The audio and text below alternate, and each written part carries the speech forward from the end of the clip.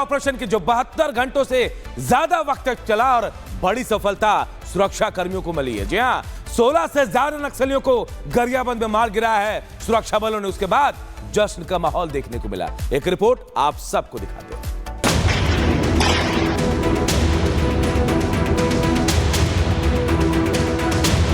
ये हमारी लड़ाई अंतिम चरण में पहुंची है और हम देश को पूर्णतया नक्सल समस्या से मुक्त कर पाए। भारत माता की। नक्सलवाद पर अंतिम प्रहार, सुरक्षा बलों का सफल ऑपरेशन नक्सल। मुठभेड़ के वो 72 घंटे,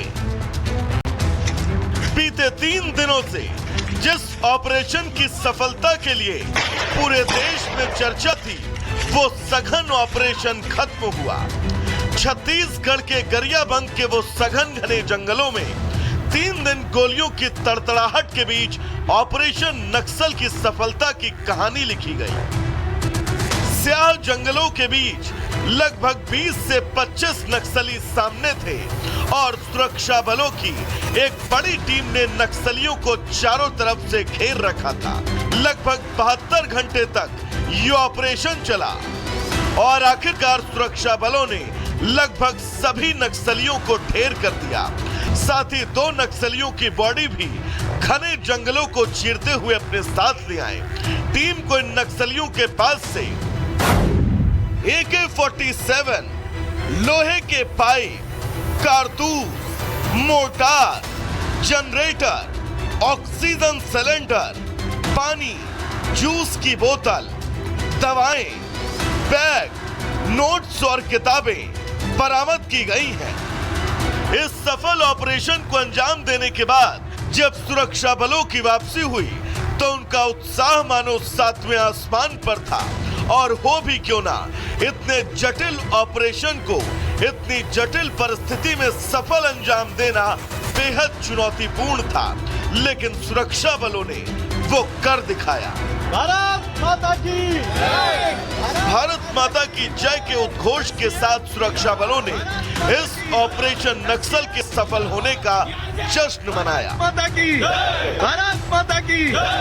ये जैसे नक्सल आसूचना पर टीम रवाना हुई थी तो इसमें कई टीमें इन्वॉल्व थी। STF की टीम थी, जिला गरियाबंद की टीम थी, कोबरा की, CRPF की और ओडिशा से भी SOG की टीम शुरू के दिनों में इन्वॉल्व की गई थी।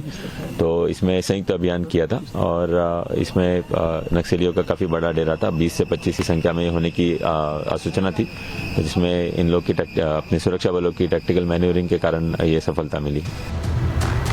नक्सल को 2026 तक की टाइमलाइन दे चुके गृह मंत्री अमित शाह और उस प्रण को पूरा करते हमारे सुरक्षा बलों का ये जज्बा, जो ये संदेश देने के लिए काफी है कि देश में नक्सलवाद के ताबूत में आखिरी कील अब न सिर्फ ठोकी जा रही है, बल्कि उस ताबूत को जमीन में गाड़ने की तैयारी चल रही है। और वो दिन अब दूर नहीं जब नक्सल प्रभावित इलाके पूरी तरह से नक्सल मुक्त होंगे और वहां की फिजाओं में शांति, विकास और संपन्नता फले फूलेगी। Bureau report, Republic Bharat.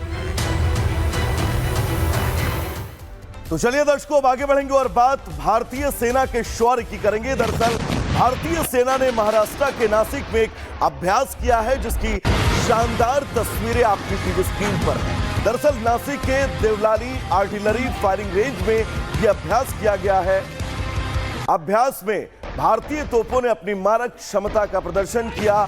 Nashik के देवलाली में स्कूल ऑफ आर्टिलरी में अभ्यास आयोजित किया गया था, जिसकी शानदार तस्वीरें आप सबकी टेलीविजन स्क्रीन पर।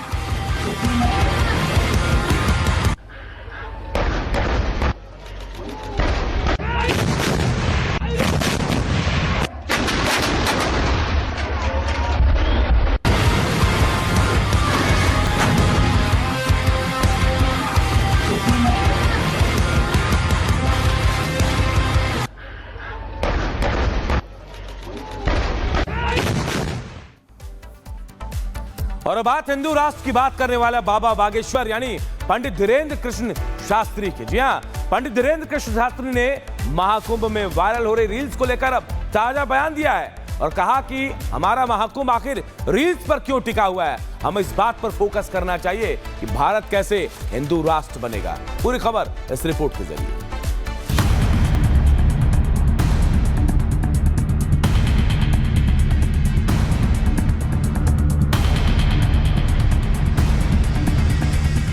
देश के जाने माने कथावाचक और सनातन धर्म को आगे बढ़ाने के लिए अभियान चला रहे बागेश्वर धाम के पंडित धीरेन्द्र कृष्ण शास्त्री ने एक नया ऐलान किया। बाबा बागेश्वर प्रयागराज में चल रहे महाकुंभ जाने की तैयारी कर रहे हैं। धीरेन्द्र शास्त्री महाकुंभ में स्नान कर कथा करेंगे। इसके साथ ही वो सनातन धर्म के लिए नई अलख जगाने वाले हैं। बाबा बागेश्वर ने कुंभ यात्रा का अपना प्लान जारी कर दिया है। वो प्लान आपको बताएंगे, लेकिन उससे पहले उन्होंने वायरल बाबाओं और इंदौर की माला विक्रेता मोनालिसा को लेकर क्या कहा, वो सुनिए। हम भी इस आप लोगों तक पहुंचे तो कहीं ना कहीं रील और मीडिया का और सोशल मीडिया का बड़ा हाथ है, लेकिन कहीं ना कहीं वर्तमान समय में महाकुंभ अपने मुद्दे से भटक रहा है। उनके प्रति हमारी संवेदना है, चाहे वो कोई भी बहन हो या कोई भी बाबा जी के बारे में चर्चा हो। महाकुंभ इस बात के लिए लगाया गया कि हमारी संस्कृति का प्रचार हो, हमारे सनातन का प्रचार हो। और भी तो साधु संत हैं, केवल वही युवतियों पर क्यों महाकुंभ की रील टिकी हुई है, वही बाबा पर क्यों टिकी हुई है? रील में नहीं, रियल में जीना चाहिए। आपने भी इन दिनों टीवी और सोशल मीडिया पर देखा होगा, महाकुंभ मेले के दौरान इंदौर की माला विक्रेता मोनालिसा और IIT वाले बाबा अभय सिंह अपने अपने कारणों से चर्चा में है। माला विक्रेता की नीली आंखों और सादगी के कारण लोग उसे मोनालिसा कहकर पुकारने लगे हैं। वही एंकरिंग छोड़ सनातन की ओर अपना कदम बढ़ाने वाली हर्षा रिछारिया भी खूब रील्स पर वायरल हो रही है। IIT वाले बाबा भी सोशल मीडिया पर छाए हुए हैं। इसी को लेकर बागेश्वर धाम के पीठाधीश्वर धीरेन्द्र कृष्ण शास्त्री चिंता में है। उन्होंने कहा कि बहस इस पर होनी चाहिए कि किस तरह देश हिंदू राष्ट्र बनेगा, कैसे हिंदू धर्म छोड़ चुके मुसलमान ईसाई भाइयों को फिर से सनातन धर्म में वापस लाया जा सके। कन्वर्जन के लिए, धर्मांतरण के लिए सबसे सॉफ्ट टारगेट हमारे आदिवासी भाई परिवार हैं। वो प्रकृति मित्र हैं, वो प्रकृति के नजदीक है। जल जंगल जीवन ही उनका सर्वोपरि है। उन धर्मांतरण करने वाली ताकतों को रोकने के लिए, धर्म विरोधी ताकतों को देश निकाला करने के लिए हमने एक नया अभियान छेड़ा है। हर गांव मोहल्ले में अब हनुमान चालीसा बागेश्वर मंडल बनाएंगे, ताकि भविष्य में कालांतर में हिंदुत्व के ऊपर अगर कोई उंगली उठाएगा और कोई भी धर्मांतरण करेगा, उसे देश निकाला किया जाएगा। आपको बता दें कि बागेश्वर धाम के पीठाधीश्वर प्रयागराज में 27 से 29 जनवरी को डेरा डालेंगे। इसमें सभी संतों संग धर्म चर्चा वो करेंगे। 27 जनवरी को उनकी कथा होगी। हिंदू जगाओ हिंदुस्तान बचाओ मुहिम छेड़ेंगे।